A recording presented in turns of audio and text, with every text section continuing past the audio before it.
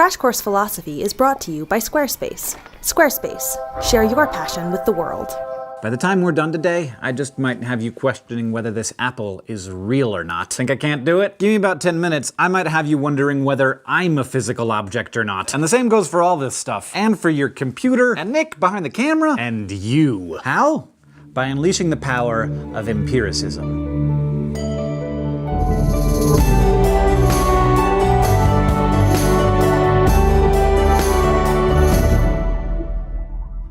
Last time, we learned about 17th century philosopher René Descartes and how he upended the apple basket that was his entire personal belief system and descended into a radical skepticism, only to emerge with his conviction that cogito ergo sum. I think, therefore I am. This one idea, the fact that he was thinking, or really the fact that he was doubting, allowed him to build back up, one by one, more beliefs that he thought he could rely on. But in the end, most of the beliefs that Descartes ended up putting back into his intellectual apple basket had to do with the immaterial world. Like, he decided that he could believe that he existed as a thinking thing, and he believed that God existed. Ultimately, he lit upon the idea that some of our thoughts are clear and distinct in a way that somehow guarantees their truth. But a lot of philosophers disagreed. They argued that thinking on its own wasn't enough. Like, just because you're thinking doesn't mean that your thoughts correspond to material reality in any reliable way. Basically, Descartes' philosophical opponents thought that the cogito was a dead end. So here we start to see a split between two different understandings of how we can most reliably get to the nature of reality, and therefore truth. Both were responses to the constant questioning that is skepticism.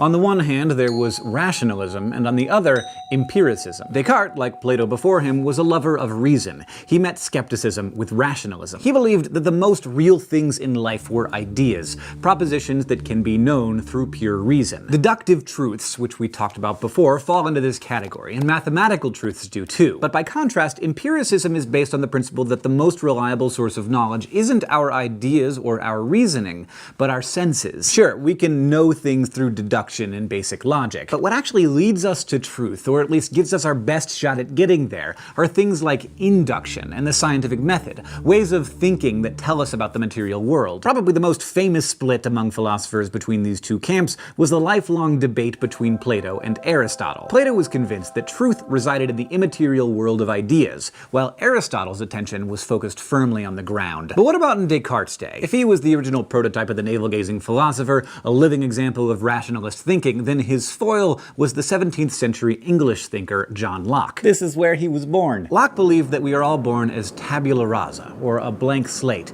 He argued that all knowledge is obtained through experience. He rejected the concept of innate ideas, the view that we're born preloaded with certain information, like what's good versus what's bad, or what is the nature of God. Locke thought that we are born knowing nothing, and instead all of our knowledge comes to us through sense data. But one place where Locke agreed with Descartes was in the idea that just because your senses tell you something, that doesn't mean you can trust it. After all, sometimes your senses give you false information, like when you think you see or hear something that's just not there. Descartes' response to this, of course, was to just throw out all sense experience as an unreliable source of knowledge. But Locke didn't go that far. Instead, in order to figure out whether the senses accurately reflect the outside world, he introduced a distinction between what he called the primary and secondary qualities of all things. Primary qualities are qualities that physical objects themselves have. They're not in our minds, Locke argued. They're actually in the stuff. These primary qualities include things like solidity, the density, weight, and mass of an object, and also extension, the height, depth, and width that a certain thing has. He also included figure, or the shape of an object, as well as mobility, which is this, whether it's stationary or in motion. So primary qualities, Locke said, belong to the thing itself. Take this apple. It weighs maybe 150 grams, it's the size of my palm, roundish but firm with the slightest bit of give, and right now it's moving through the air. Those are its primary qualities. But it has secondary qualities too, and by Locke's standards they are not real, at least not in any objective, agreed-upon way. They're just in our minds, but they get there through the primary qualities. I'm talking about things like its color, taste, texture, smell, and sound. The secondary qualities of this apple are its redness, how it tastes and smells and feels on my tongue and hand, even how it sounds when I bite into it. Locke believed that the distinction between primary and secondary qualities explained the disagreements that we all have about our perceptions of the outside world. Like, we could measure this apple in a bunch of different ways and all agree on its primary qualities, but its secondary qualities would no doubt lead to some disputes. Like, is it really red? What kind of red exactly? Cardinal red or carmine red? It's kind of dark purple at the top, or is it just like a dark pink? What about the sound it made? Would I call that crunchy or crispy? Or I don't like that bitey? It's like apple sound. We could argue about that kind of stuff till the cows came home. But if we disagree about its primary qualities, one of us is simply wrong, because primary qualities have nothing to do with you or me. Instead, they have everything to do with the object itself. Locke's reasoning was simple, even elegant, extracting a lot of explanatory power out of very few basic concepts. As a result, it resonated with a lot of people, and one person it resonated strongly with was the Irish philosopher George Berkeley. He was moved by Locke's empiricism and took it seriously. So seriously, in fact, that he ended up using Locke's own logic against him. He basically took empiricism to its logical conclusion, dismantling the whole process of perception to the point that he had to wonder whether anything existed at all. Berkeley began by taking apart the distinction that Locke made between primary and secondary qualities. Like, think about this apple again. How do you know its shape? Locke said the apple's shape as a primary quality is immediately perceivable. But Berkeley pointed out that you don't perceive some qualities of an object while totally disregarding others. Like, you can't detect an apple's shape without first, or at least also, detecting its color. When you think about it, you can't detect any of the primary qualities without also considering the secondary ones. You can't see a colorless apple. You can't feel a textureless apple. In fact, if you try to strip away the apple's secondary qualities in an effort to get at the primary ones, you end up with no apple at all. Try it. Close your eyes and imagine an apple made of only primary qualities. So it has a certain shape, a certain size, but it doesn't have any color or texture or taste. You can't do it. You try to imagine it with no color, but really you're probably imagining one that's either black or white or transparent, the color of what's behind it. And if you try to imagine it as having no texture, you'll find that there's still texture there. It's just smooth. Remember, Locke asserted that secondary qualities are not objectively real. They can only be subjectively perceived.